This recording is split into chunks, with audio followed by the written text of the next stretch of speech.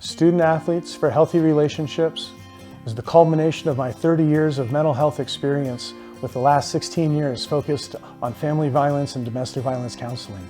I hope to lower the trajectory of violence in our society, in our communities, and in our families by teaching boys and girls common sense tools about human relationships, human psychology, and human behaviors. I can also explain the extremes such as school shootings, bullying, teen dating violence, etc. I want STAHRS to make an impact by getting involved in youth sports and bringing curricula into our schools. I want to educate our boys and girls on the basics of human relationships. Relationships 101, I call it. Really, it's common sense made obvious. Now, we have been involved with the Mountain Vista High School, Rock Canyon High School, Highlands Ranch. We've been giving them racquetball lessons for the last 5, 6, 7 years or more, all as volunteers. So they come as an independent PE class. They're getting racquetball lessons. We're trying to find people to get into the sport, bring more kids into the sport, and then obviously add to their education. Now, with STAHRS being 2 years old, the crew of volunteers doing the teaching felt it was important and valuable to bring those lessons in under the umbrella of STAHRS, and it gives us a mechanism to use things like these wristbands to try to help promote our messages and to get these things in the minds of the kids there too. I've worked with a young man who was at STEM school. First, I worked with him clinically in my office. He was doing really good. But then he noticed that he was having a reaction at work to loud noises when somebody would pop styrofoam or bubbles or something like that, plastic bubbles or whatever.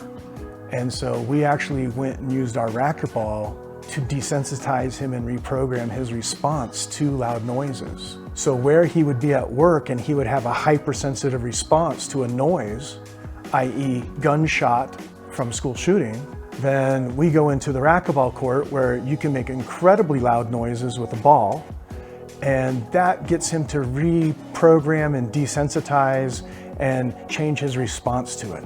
And he's fine. He's not having any more triggered responses out in public at all. Absolutely amazing. Even if they're mean to you, you just gotta ignore it. Okay. You just got to still love them like they're your family, just no matter what. And that's actually helped me, because my brother was, he didn't like me. He talked trash about me all the time, didn't want to do anything with me. And I just kept on being a nice guy. You know, I was there for him when he had his knee surgery. And So to rise above it? Rise above it is what she had taught me. And you know, now we have a good relationship. Do you really? Yeah, we're doing stuff all the time together. Right. So, you know, never thought that would happen 2 years ago. Right. I just kept on working at it, listen to what you said. God, I'm glad to hear that, because you're right. It was always so rocky. I appreciate it, man. I'm so glad you came today. I want to play you, Dwayne. That's why I came. Oh, is that it? You know, all the kids are in school, elementary school, middle school, what have you, and going to high school. We need them to understand how important it is to make friends, have great relationships, avoid the bullying, how to respond to being bullied, okay, and then help creating an environment that's about mental growth, physical growth, friendship, the whole nine. And so the kids understand moving forward and going into high school and going into college what it's like being a productive citizen and also a person that's willing to reach left or right to help out their partners. I have had friends that are like very disrespectful to women and stuff, and it's like I'm the type of person like I don't need you as a friend, so I'll stick up for that girl, and like I could afford losing a friend because he's not the type of person I want to surround myself with. And seeing the way my dad treats my mom, it just shows me how I should treat women. Respecting women is the key to everything, and that's basically how I live my life. Do you guys have curriculum around expression of feelings, about conflict management, about stuff like that? You know, honestly, we do not. But that is something that the team that I work with is trying to put into place. Okay. So I feel like what you're doing is amazing. It's awesome.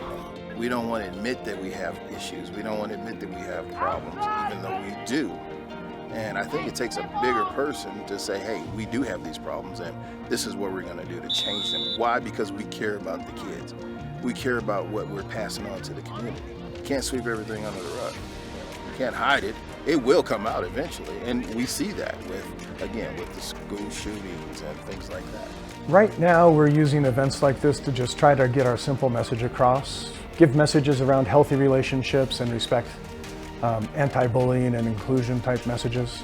We recognize the prevalence of family violence. We understand the issues that are associated with it, such as bullying, such as teen dating violence, such as sexual assaults. We are trying to provide information. We're trying to help get rid of anger. We're trying to help get rid of bullying. We're trying to acknowledge the fact that there are problems that have to be dealt with, and ultimately that we have practical solutions that we can use to bring into the schools.